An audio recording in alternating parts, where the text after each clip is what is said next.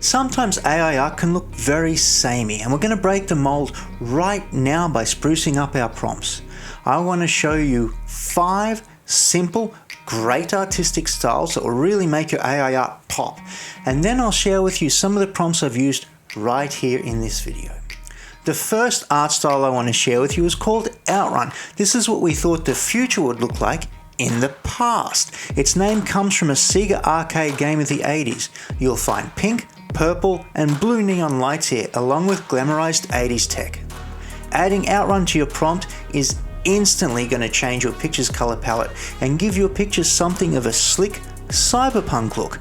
Robots will be bold and pink, but try other genres to yield interesting results, like urbane wizards, castles that pop, and dragons that could swallow the world. Next up is sumie, which is Japanese ink painting. It's very traditional, and no doubt you would have seen some beautiful wall scrolls in this style.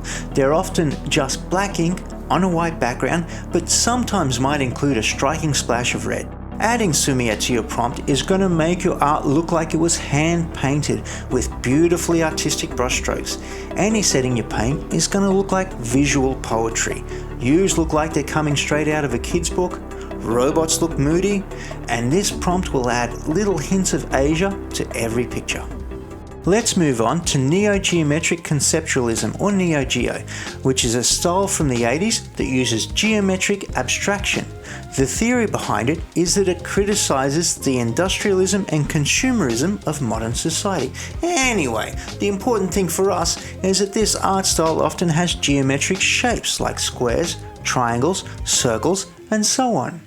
Using Neo-Geometric Conceptualism in your prompts is going to give your pictures bright, vivid colors while adding geometric shapes where it can, like swapping out mountains for triangles. It can load in heaps of detail, like with these portraits, and it will make your sci-fi scenes look like something from the 70s. This next style, pictorialism, came about when cameras were first starting to gain popularity. It refers to taking interesting and beautiful photos rather than documenting reality. The focus is on the beauty of the subject matter, tonality, and composition. Adding pictorialism to your prompt is going to make your art look like a old world photo. Pictures will have a very limited color palette and a slightly olden day kookiness. Playing against type will give you fanciful spaceships, creepy monsters that look like they're coming from an old movie set, and almost diesel punk looking robots. And now on to my favorite art style of this video, robotic expressionism. This is a relatively new style that came about from robot programmers using robot painters to create an art piece with creative contributions from both. This style emphasizes the intrinsic unpredictability in the movement of machines. Using robotic expressionism in a prompt is going to give your pictures bright, high contrast colors with big, bold brushstrokes, and they might even start to veer down the path of psychedelia. Your portraits are going to be very interesting with lots going on, but trying it on non-sci-fi prompts, and your dragons are going to look like mechanical wonders, your knights like intimidating automatons, and your wizards fanciful, while your islands are going to look very mysterious. On a side note, if you want a truly scary looking villain for your cyberpunk game, let's compare generic Midjourney prompts with these art prompts. Same seeds, same everything else, just different art styles. Here's a prompt based on a book I had as a kid, Warlock of Firetop Mountain. Now let's click our little magic fingers and see what the other art styles do to this image. Pictorialism, Outrun, sumie, Neo-Geo. Interesting, swapping out the mountain for some triangles there, fella. And robotic expressionism. Ooh, nice. Look at how each different art style drastically changes the picture. Pictorialism looks like a photo taken at the turn of the last century. Neo-Geo has turned the results into something of an abstract picture.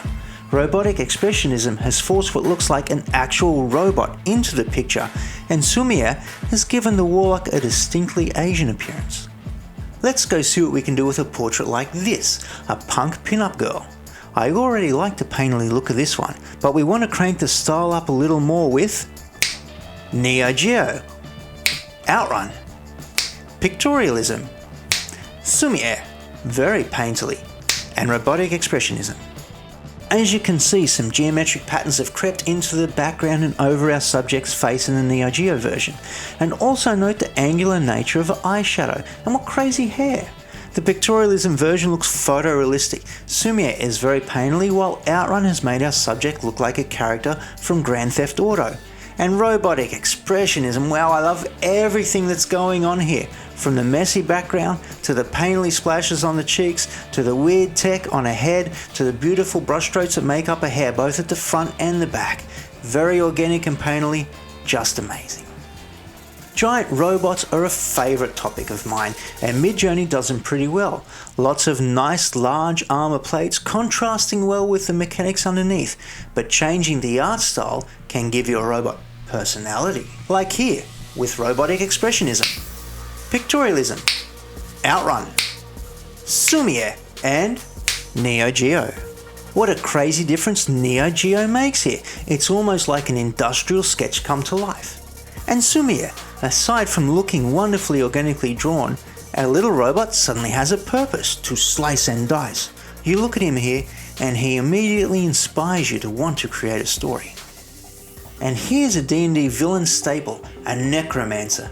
Midjourney has made him out here to look a bit like the Grim Reaper, nice and scary, doing typical occulty things, but what if we sprinkle a little bit of quirk on him with pictorialism, Neo Geo, Sumie, Outrun, and robotic expressionism. Ooh! Some neat takeaways here. I love what Sumie has done giving our necromancer horns. It's a nice little touch. Outrun is fun, making our necromancer look like game art from something like World of Warcraft. But my favourite here is robotic expressionism, which has turned our necromancer into some sort of a demented android, living well beyond his natural methods with bold, loose brushstrokes. Let's look at some scenery now. An enchanted forest. The default Midjourney pick here is nice. It makes you think there could be little pixels and butterflies hiding just out of sight. Stock standard fantasy fare.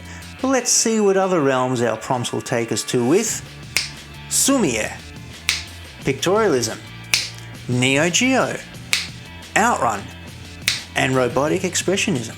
And now we're really getting into some neat storytelling inspiration.